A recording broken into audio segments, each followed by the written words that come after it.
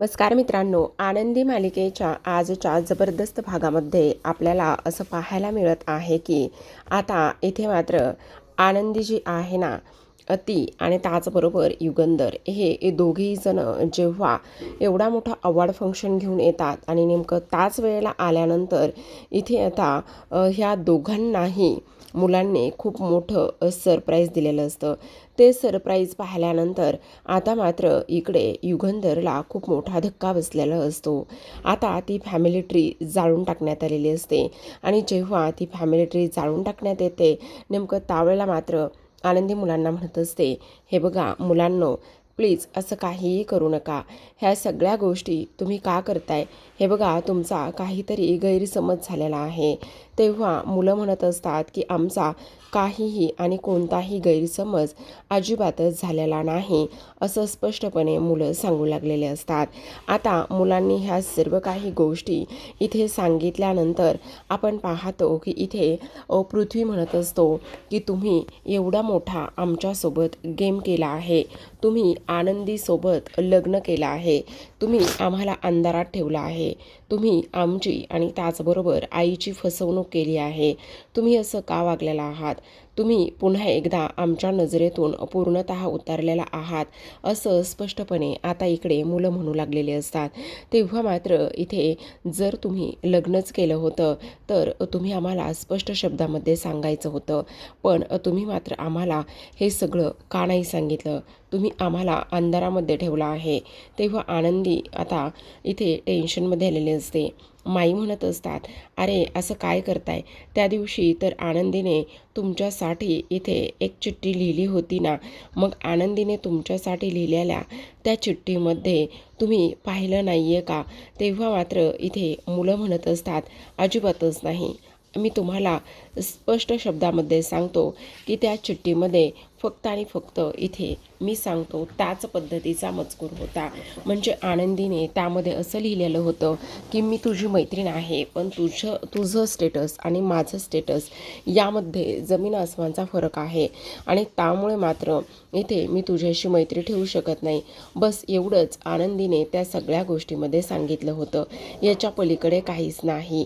आणि त्यामुळे मात्र इथे मला हे तुमचं लग्न आणि ह्या सर्व गोष्टी अजिबातच मान्य नाही, असं स्पष्टपणे आता इकडे पृथ्वी बोलत असतो. तेव्हा मात्र आनंदी म्हणत असते, हे बघ पृथ्वी, प्लीज एकदा ऐकून घे ना. हे बघ, तुझा काहीतरी गैरसमज होतोय, तू काय एवढा चुकीचा विचार करतोयस. मी स्पष्ट शब्दामध्ये जे आहे ते तुला सांगितलं होतं आणि मी खोटं का आणि कशामुळे बोलेल, असं सुद्धा आनंदी आता इकडे म्हणू लागलेली असते. पण पृथ्वी म्हणत असतो, मग मी थोडी ना खोटं बोलतोय, माझ्यावर विश्वास ठेवा, मी खोटं बोलत नाही. आणि त्याचबरोबर आम्हाला मात्र आता कोणाचं काहीही ऐकायचं नाही. एक बाप म्हणून तुम्ही आता इथे आमच्या नजरेतून उतरला आहात. तुम्ही जे आमच्या आईसाठी कधी केलं नाही ते तुम्ही ह्या आनंदीसाठी करायला लागलेला आहात, असं सुद्धा आता इकडे मुलं बोलू लागलेले असतात. आणि त्यानंतर मात्र मुलं रागानेच तिथून निघून जातात. जेव्हा मुलं तिथून रागाने निघून जातात त्यावेळेला मात्र आता इथे शिल्पा समोर येते आणि शिल्पा समोर आल्यानंतर इथे ती म्हणत असते, बघितलंस युगंधर, मी तुला वारंवार सांगत होते ह्या पोरीवर विश्वास ठेवू नकोस.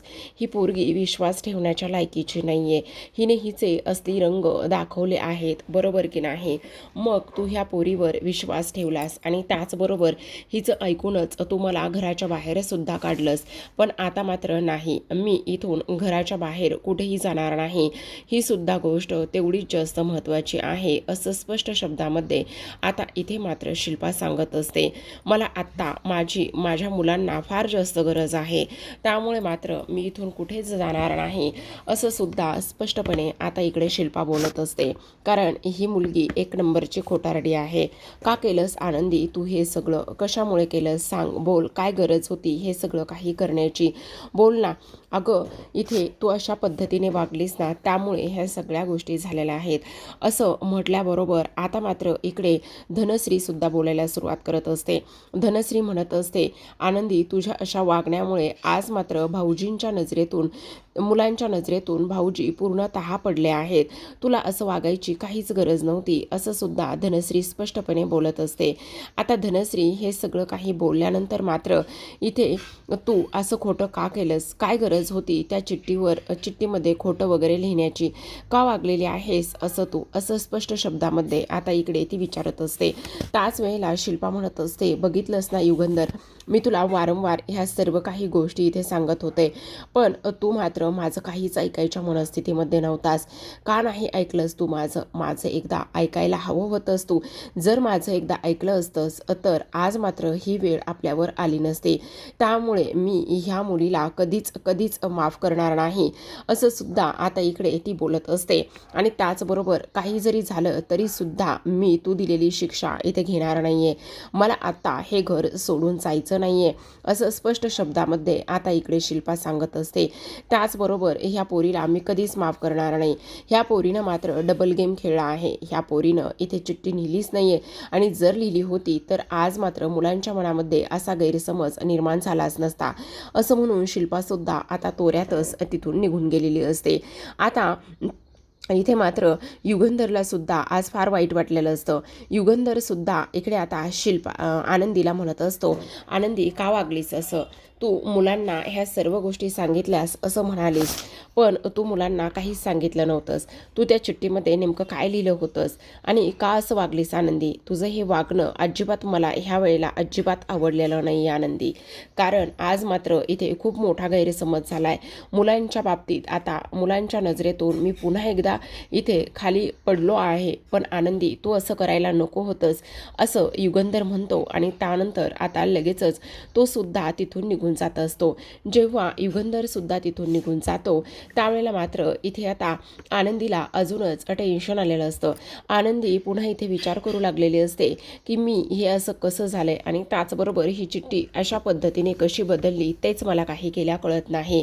दुसरीकडे आता आपण पाहतो की इकडे मात्र लगेचच माईंना सुद्धा टेन्शन आलेलं असतं. माईंना सुद्धा आता असं वाटू लागलेलं असतं की मी आता नेमकं काय करणार आहे, आणि हे सर्व कशा पद्धतीने मी इथे निस्तरू तेच मला काही कळत नाही. दुसरीकडे आता आपण पाहतो की मुलं आणि त्याचबरोबर आता सर्वजण आपापल्या खोल्यामध्ये गेलेले असतात. जेव्हा मुलं खोल्यामध्ये जातात त्यावेळेला मात्र प्रांजल ओरडून बोलत असतो.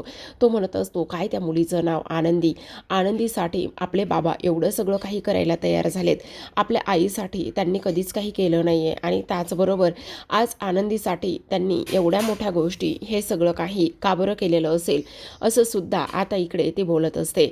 आता हे सगळं काही केल्यानंतर इथे मात्र मिताली म्हणत असते, आज तर खूप जास्त परकेपणाची जाणीव होती, आज आई नसल्याची पूर्णच जाणीव होते. आज असं कुठेतरी एकटं वाटते दादा, कारण आज जर आपली आई असती तर एवढं सगळं झालंच नसतं. आज मात्र बाबांनी सगळ्या हद्दी पार केल्यात आणि आनंदीसोबतचं लग्न आपल्या समोर आलेलं आहे. त्या आनंदीमुळे एवढं सगळं घरामध्ये रामायण आणि त्याचबरोबर महाभारत ह्या सगळ्या काही गोष्टी इथे घडलेल्या आहेत, असं सुद्धा आता इकडे ती बोलत असते. आता हे सर्व काही बोलल्यानंतर प्रांजल म्हणत असतो, मी बाबांना कधीच माफ करणार नाहीये, कारण बाबा आज माझ्या नजरेतून पूर्णतः उतरले आहेत. तेव्हा मात्र मिताली रडायला लागते आणि म्हणत असते, दादा आज मला आईची फार आठवण येते रे. आज जर आई असती तर, खरं सांगू का दादा, इथे ह्या सगळ्या गोष्टी अशा पद्धतीने झाल्यात, जसे बाबा आपल्यासोबत चांगले वागत होते काही दिवसामध्ये, तेव्हा मात्र अजिबात एकटं वाटत नव्हतं, पण आज मात्र फार जास्त एकटं वाटतंय. आज फार जास्त आईची आठवण येते रे दादा. आज असं वाटतंय की आईकडे आपण सगळेजण जायला हवं होतं, असं म्हणून रडणाऱ्या मितालीला मात्र इथे पृथ्वी उठून उभा राहतो आणि म्हणत असतो, एक मिनटं मिताली, हे बघ, एकटं कधीच वाटून घ्यायचं नाही. जोपर्यंत हा दादा तुझ्या सोबत आहे तोपर्यंत तुला एकटीला कधीच एकटं वाटून घ्यायचं नाही, समजलं. आणि तू स्वतःला त्रास अजिबात करून घेऊ नकोस. हा दादा असेपर्यंत तुम्हा दोघांना सुद्धा एकटं वाटण्याची वगैरे काहीच गरज नाही. हा दादा कायम तुमच्याबरोबर, कायम तुमच्या सोबत असणार आहे, असं स्पष्टपणे आता इकडे तो बोलत असतो. आता ह्या सर्व गोष्टी बोलल्यानंतर मात्र इथे लगेचच पृथ्वी म्हणत असतो, त्यांनी तर हे सगळं काही करून फार मोठी चूक केलेलीच आहे. त्यांना तर कधी माफ करायचंच नाही आहे. युगंधर निंबाळकरनी आपल्याला अंधारात ठेवलं आहे आणि अंधारात ठेवूनच ह्या सर्व गोष्टी त्यांनी केल्यात. त्यामुळे त्यांना माफ तर कधीच करायचं नाही, अशा स्पष्ट शब्दामध्ये आता इकडे पृथ्वी बोलत असतो. आणि त्याचबरोबर एवढंच नाही तर त्यांना मात्र चांगलाच ह्या सगळ्या गोष्टीचा धडासुद्धा शिकवल्याशिवाय राहायचं नाही, असं सुद्धा आता इथे तो बोलत असतो. सोबतच आता प्रांजलला धक्का बसलेला असतो. पण बाहेर मात्र आता इथे शिल्पा आलेली असते. शिल्पा आल्यानंतर इथे ती मुलांना आवाज देत असते, मुलांनो प्लीज प्लीज मुलांनो दरवाजा उघडा ना. काय करताय असं? हे बघा मुलांनो, असं वागू नका ना बाळांनो, दरवाजा उघडा ना. हे बघा सगळ्यात महत्त्वाची गोष्ट म्हणजे तुम्ही तुमच्या बाबावर असं रागू नका ना. ह्या सगळ्या गोष्टीमध्ये तुमच्या बाबाची काही चूक नाही आहे. प्लीज तुम्ही दरवाजा उघडा ना. आणि तुम्ही जर दरवाजा उघडला तर सगळं व्यवस्थित होणार आहे. प्लीज ऐका ना, एकदा आत्तूलासुद्धा तुम्ही इथे बोलणार नाही आहात का? आत्तूशी बोला ना एकदा प्लीज मुलांनो दरवाजा उघडा. तेव्हा मात्र मिताली स्पष्ट शब्दामध्ये सांगत असते, आत्तू प्लीज आत्ताच्या आत्ता तू इथून निघून जा. मला मात्र तुझं काहीच ऐकायचं नाही आहे आणि आम्हाला तुझ्याशी बोलायचंच नाही आहे. प्लीज इथून निघून जा. तेव्हा मात्र इथे शिल्पा म्हणत असते, पण ह्या सगळ्या गोष्टींची इथे तुम्ही हे सगळं काही जे आहे ते तुम्ही बाबांच्या माथ्यावर नका ना मारू, कारण युगंधरची काही चूक नाही आहे बाळांनो याच्यामध्ये. प्लीज जरा ऐकून घ्या ना. तेव्हा मात्र इथे पृथ्वी म्हणत असतो, हे बघ आत्या, या घरामध्ये खोटे मुखोटे घालून फिरणारे खूप सारे चेहरे आहेत. आत्ताच्या आत्ता इथे काही जरी झालं ना तरी सुद्धा तू इथून निघून जा. मला मात्र कोणाशी काहीच बोलायचं नाही, असं सुद्धा आता इकडे ते सांगत असतात. आणि ह्या सर्व काही गोष्टी इथे सांगितल्यानंतर मात्र आता लगेचच पृथ्वी म्हणत असतो, मी सांगतोय ना तुला आत्ताच्या आत्ता इथून निघून जा म्हणून, आणि तू जर निघून गेलीस तरच इथे होणार आहे. तेव्हा प्रांजलला आत्तूची माया येते. प्रांजल दरवाजा उघडायला जातो आणि म्हणत असतो, आत्तू आत्तू बाहेर आहे ना, प्लीज दादा दरवाजा उघडू दे ना. पण त्यावेळेस मात्र पृथ्वी त्याचा हात पकडतो आणि म्हणत असतो, अजिबातच नाही, तुला कुठेही कसलंही कोणासाठीही दरवाजा उघडण्याची गरज नाही आहे, कारण ह्या घरातल्या लोकांनी आपल्याला फसवलं आहे आणि ह्या घरातल्या लोकांनी आपल्याला फसवल्यानंतर आपण कोणालाही कशाही पद्धतीने इथे उत्तरं द्यायचं नाही, असं स्पष्टपणे आता इकडे मात्र तो बोलत असतो. शिल्पा रडू लागलेली असते. शिल्पा म्हणत असते, ऐका ना मुलांनो, प्लीज प्लीज असं करू नका ना. मी काय म्हणते ते एकदा ऐकून तरी घ्या ना. हे बघा तुमचं हे वागणं मला समजते, पण ह्या सगळ्या गोष्टीसाठी प्लीज तुम्ही इथे तुमच्या बाबाला जबाबदार नका ना धरू. त्याची यामध्ये काही चूक नाही आहे रे. हे बघा त्याच्यापासून असं दूर तुम्ही जाऊ नका ना. हे बघा ऐकून घ्या एकदा, असं इथे आता शिल्पा म्हणत असते.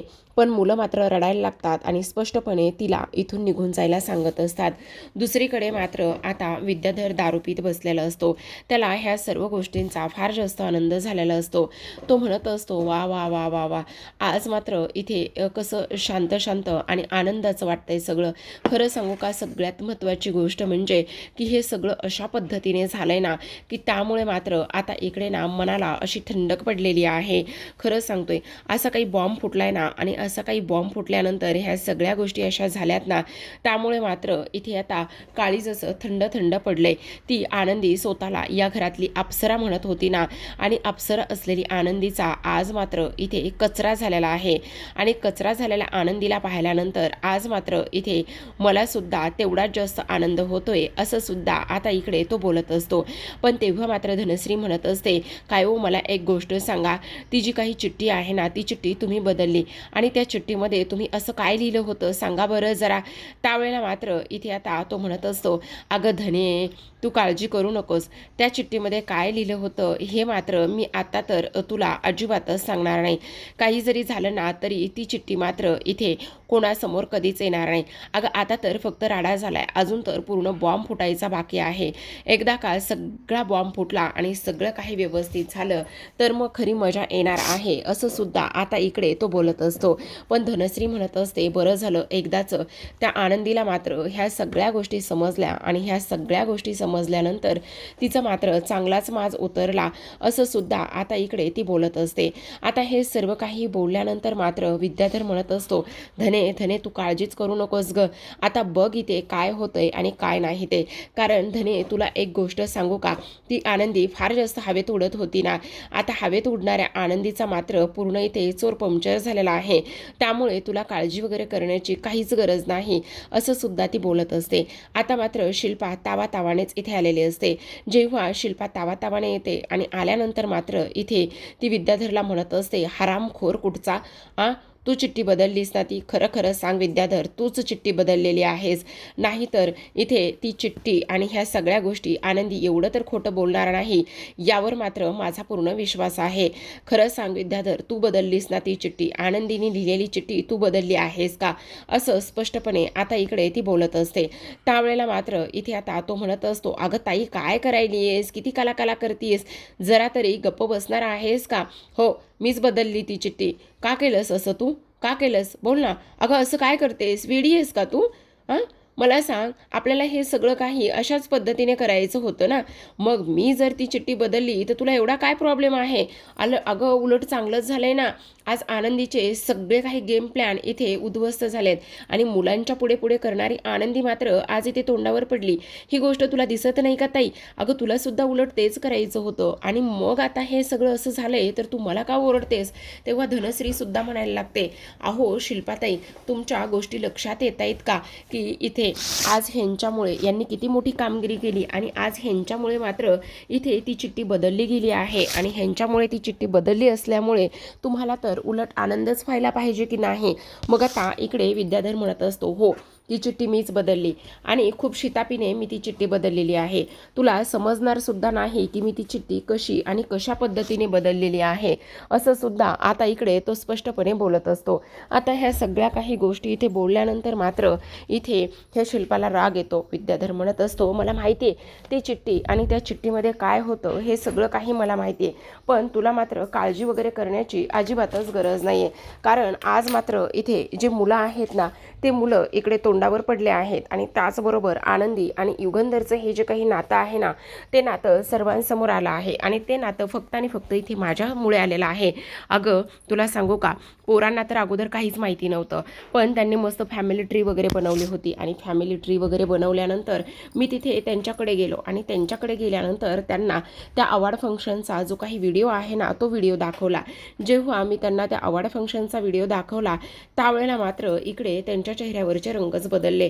पृथ्वी म्हणत होता, अरे दादा मला काका खरं तर ना तो व्हिडिओ पाहायचा होता आणि त्याचबरोबर अवॉर्ड फंक्शनसुद्धा अटेंड करायचं होतं. बाबांचा एवढा कौतुक सोहळा होत होता, पण मला मात्र ते अटेंड करायलाच भेटलं नाही आहे. त्यानंतर मी त्याला तो व्हिडिओ दाखवला, ज्या व्हिडिओमध्ये इथे जे काही अवॉर्ड देणारे संचालक होते, सर्व होते, ते स्पष्ट शब्दामध्ये सांगत होते, हा जो काही अवॉर्ड आहे तो युगंधर निंबाळकरांना त्यांच्या बायकोच्या म्हणजेच आनंदी युगंधर निंबाळकरांच्या हस्ते इथे समर्पित करण्यात येत आहे, देण्यात येत आहे. आणि तेव्हा मुलांना हे सगळं काही समजलं. आता हे सगळं काही डिटेलमध्ये सांगून झाल्यानंतर शिल्पाचा पारा अजूनच चढतो. शिल्पा म्हणत असते, तुला कळतंय का तू काय करून बसलायस, कशा पद्धतीने हे सगळं काही केलंयस, तुला कळतंय का. अरे डोक्यावर पडलायस का. आज मुलं, ती निष्पाप मुलं इथे त्यांच्या बापाच्या प्रेमाला आणि ह्या सगळ्या गोष्टीला मुक्त आहेत. आज ती निष्पाप मुलं इथे त्या युगंधरपासून दूर होत चाललेली आहेस. अरे आत्ता कुठं सगळं काही व्यवस्थित होत होतं, पण तुझ्या अशा वागण्यामुळे आणि तू हे सगळं काही केल्यामुळे ह्या सगळ्या गोष्टी अशा झाल्यात. का केलंस तू असं विद्याधर, असं वागायला नको होतंस तू. अरे खूप चुकीचं केलंयस, तू एक राक्षस वृत्तीचा माणूस आहेस. त्यावर आता विद्याधर म्हणत असतो, अगं ये ताई गबस जरा, येडी आहेस का तू. अगं घर सोडून जायला निघाली होतीस ना, माझ्यामुळे थांबलीस आणि मलाच वरून राक्षस म्हणतीस, गबस जरा.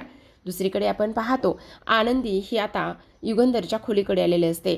दरवाजा नॉक करत असते आणि म्हणत असते, मालक साहेब आत येऊ का. युगंधर म्हणत असतो, आनंदी मला आत्ता तुझ्याशी काहीच बोलायचं नाही, मला एकट्याला सोड थोडा वेळ. आनंदी म्हणत असते, मालक साहेब प्लीज 2 मिनिटं मला बोलायचं आहे. युगंधर पुन्हा म्हणत असतो, आनंदी तुला जायला सांगितलंय ना, त्यामुळे इथून निघून जा, मला नाही काही बोलायचं आहे तुझ्याशी. आनंदी तरीसुद्धा इथे म्हणत असते, मालक साहेब मी तुम्हाला खरं सांगायले, हे बघा त्या चिठ्ठीमध्ये मी स्पष्टपणे लिहिलं होतं की आपल्या दोघांचंही लग्न झालं आहे. मालक साहेब मी तुम्हाला खोटं नाही सांगत आहे, सगळ्या गोष्टी खऱ्या आहेत मालक साहेब, माझ्यावर विश्वास ठेवा. पण ती चिठ्ठी कशी बदलली, काय झालं हे मात्र मला अजिबातच माहिती नाही आहे मालक साहेब, प्लीज माझ्यावर विश्वास ठेवा मालक साहेब, असं आनंदी पुन्हा पुन्हा म्हणत असते. तेव्हा युगंधर मात्र काहीच बोलत नाही आणि तिथून पुढे निघून आनंदीला सुद्धा तिथून निघून जायला सांगतो. दुसरीकडे आनंदी आता तिच्या किचनमध्ये येते, छान फ्रेश होते, कपडे वगैरे चेंज करत असते आणि त्यानंतर मात्र इथे ती त्या मावशींना म्हणत असते, तुम्हाला खरं खरं सांगते ताई, मी त्या चिठ्ठीमध्ये तेच लिहिलं होतं आणि तेच मी आरतीकडून लिहून घेतलं होतं, पण ती चिठ्ठी मध्येच कशी बदलली हेच मला माहिती नाही आहे. हे सगळं कसं झालं आहे? ऐका ना, मला असं वाटतं आहे की ती चिठ्ठी पृथ्वीने फाडून तर टाकली नसेल किंवा आणखी कोणाच्या हाती लागून ती कोणी फाडून तर टाकली नसेल का? प्लीज तुम्ही एकदा ती चिठ्ठी जी आहे ना, ती चिठ्ठी इथे एकदा डस्टबिनमध्ये बघा ना एकदा. जर डस्टबिनमध्ये असेल ना तर सगळ्या प्रश्नांची कोडी कशी अशी उलगडतील बघा प्लीज. तेव्हा मावशी पूर्ण डस्टबिन चेक करतात, पण डस्टबिनमध्ये साधा एक कागदाचा तुकडासुद्धा नसतो आणि त्यामुळे मात्र आता इकडे आनंदी टेन्शनमध्ये येते. आनंदी विचार करत असते की हे सगळं काय झालेलं आहे आणि त्याचबरोबर आता ती चिठ्ठी नेमकी कुठे गेली. तेव्हा मावशी म्हणत असतात, तुम्ही काळजी करू नका आनंदीताई, मी एक काम करते, बाहेर खूप मोठा डस्टबिन आहे ना, त्या डस्टबिनमध्ये जाऊन बघून येते. दुसरीकडे आता धनश्री म्हणत असते, अहो शिल्पाताई काय करताय तुम्ही असं? तुम्हाला सुद्धा इथे आनंदी नको होती ना? मग जर तुम्हाला सुद्धा आनंदी इथे नको होती तर मग आता ह्या सर्व गोष्टी तुम्ही का बोलताय? का उगाच स्वतःच्या जीवाला त्रास करून घेताय? अहो ह्यांच्यामुळे आज एवढा सगळा राडा आणि हे सगळं काही झालेलं आहे. आज तुम्ही घरातून जाता जाता राहिलात, पण तरीसुद्धा शिल्पा मात्र रडकुंडीला येते. ती म्हणत असते, विषय तो नाहीचे बाळा. अरे विषय काय आहे तर ती निष्पाप मुलं आज मात्र एवढ्या मोठ्या धक्क्यात गेली आहेत. आज त्या निष्पाप मुलांना तुझ्यामुळे रडायला लागलंय. आज ती निष्पाप मुलं जी आहेत ना, ती तुझ्यामुळे अशा ह्या सगळ्या सिच्युएशनमध्ये अडकलेली आहेत. त्याचबरोबर युगंधर मात्र त्यांच्या नजरेतून पडला आहे. तू असं वागायला नको होतंस, का वागलास तू असं, का वागलास तू असं असं म्हणून पुन्हा एकदा आता इकडे ती पप्पल पाण्यावर, ग ताई बास कर ग, किती आणि काय काय बोलतीस. तेव्हा शिल्पा म्हणत असते, नाही आज तू फार चुकीचं वागलेस, खूप जास्त चुकीच्या पद्धतीने हे सगळं काही केलंयस तू नको करायला हवं होतंस. अगं शिल्पाताई मला एक गोष्ट सांग बरं, तुला सुद्धा ती आनंदी घरात नकोच आहे ना? तेव्हा शिल्पा म्हणत असते, हो मला ती आनंदी घरात नको आहे, पण त्यासाठी तू मात्र इथे मुलांना त्रास देशील आणि मुलांसोबत असा काहीतरी राडा रपाटा करशील हे मात्र मला मान्य नाही आहे. त्याचं काय करायचं? ही गोष्ट तुला समजते का? का असं वागलायस तू? हे बघ हे असं करायला नको होतंस तू विद्याधर. पण तेव्हा मात्र विद्याधर म्हणत असतो, बाद झालं ग, किती आणि किती ताणणार आहेस आता ह्या सगळ्या गोष्टी, दे ना शिल्पाताई सोडून. अगं तुला कळत नाही आहे की मी काय केलं आहे आणि त्याचबरोबर मी हे सगळं काही केल्यामुळे आज मात्र हा दिवस तुला पाहायला मिळतोय. अगं आता मात्र निंबाळकरांच्या घरामध्ये नुसता राडारपाटा झाला आहे आणि त्याचबरोबर ती आनंदी या घरची मालकीन सून आणि त्याचबरोबर मला इकडे नडत होती ना, आज मात्र तिचाच कसा गेम झाला आहे, यात तुला आनंद नाही आहे का? आणि शिल्पाताई जर तुला माझं हे पटतच नसेल ना तर तुला जे काही करायचं आहे ते कर. आता विद्याधर मात्र मनातच म्हणत असतो, या घरामध्ये कोणाचाही संसार मी सुखाने होऊ देणार नाही. काही जरी झालं ना तरीसुद्धा मी कोणालाच आनंदी राहू देणार नाही. आनंदी आता एवढा तर हा आज राडा झाला आहे, पण अजून तर एक खूप मोठं सरप्राईज आणि गिफ्ट मात्र तुझ्यासाठी बाकी आहे, असं विद्याधर मनामध्येच बोलत असतो. तर आता प्रेक्षकांनो आजच्या भागात एवढंच. उद्याचा तर फार इंटरेस्टिंग आहे बरं का भाग, कारण उद्याच्या भागामध्ये ना ह्या विद्याधरने खूप काही करून ठेवलेलं आहे मुलांच्या मनामध्ये. दुसऱ्या दिवशी पृथ्वी उठतो आणि उठून डायरेक्टच घटस्फोटाचे कागद तो सर्वांसमोर घेऊन येतो. आता समोर युगंधर उभा असतो. तो स्पष्ट शब्दामध्ये म्हणत असतो, काल तुम्ही आम्हाला सांगितलं की तुमची मजबुरी होती, तुमच्यापुढे कुठलाच पर्याय नव्हता, त्यामुळे तुम्ही आनंदीसोबत लग्न केलं आहे, बरोबर? मग एक मजबुरी होती, त्याचबरोबर तुम्हाला कोणताही मार्ग दिसत नव्हता, संकटात अडकला होतात, म्हणून तुम्ही आनंदीसोबत लग्न केलं ना? मग मला सांगा, जबरदस्तीने केलेल्या लग्नासोबत तुम्हाला का राहायचंय? तुम्ही ह्या आनंदीला हे घटस्फोट देऊन तुम्ही तिला मुक्त करा. हे घटस्फोटाचे कागद मी बनवून आणले आहेत, तुम्ही ह्या पेपरवर सह्या करा आणि त्याचबरोबर ह्या नात्यातून मोकळे व्हा. असं म्हटल्याबरोबर आनंदीला धक्का बसतो. आनंदीचा हात तिथे असलेल्या पोलवर लागतो, बांगडी फुटते आणि फुटलेल्या बांगडीच्या हातातून रक्त यायला सुरुवात होते. युगंधर आता लगेचच आनंदीकडे मागे वळून पाहतो. त्याला समजतं आनंदीची बांगडी तुटली आहे, हातातून रक्त येतंय, पण इकडे मात्र हा पृथ्वी बोलायचं थांबतच नसतो. तो पुन्हा पुन्हा म्हणत असतो, करा, ह्या घटस्फोटाच्या कागदावर सह्या करा. एक्सक्यूज मी युगंधर निंबाळकर, तिकडे कुठे बघताय, इकडे बघा आणि ह्या पेपरवर सह्या करा. आणि मनाविरुद्ध झालेल्या आणि त्याचबरोबर मजबुरीमध्ये झालेल्या ह्या लग्नातून तुम्ही आणि आनंदी दोघेही जण मोकळे व्हा, असं स्पष्टपणे आता इकडे पृथ्वीने सांगितलेलं असतं. तर आता प्रेक्षकांनो, तुम्हाला काय वाटतं, आनंदी कोणता निर्णय घेईल? त्याचबरोबर पृथ्वीने घातलेली अट ही युगंधर मान्य करेल का? मुलं जिंकतील का? विद्याधरचा डाव सफल होईल का? का आनंदी आता इकडे विद्याधरला चांगलाच धडा शिकवेल? हे पाहणं फार इंटरेस्टिंग आहे. तर अशाच नवनवीन मालिकांचे अपडेट्स आणि रिव्ह्यू जाणून घ्यायचे असतील, पाहायचे असतील तर नक्की चॅनलला सबस्क्राईब करा आणि पाहत रहा आनंदी. भेटूयात उद्याच्या भागामध्ये. तोपर्यंत धन्यवाद आणि कमेंटमध्ये नक्कीच सांगा घटस्फोटाच्या कागदाचं काय होईल ते.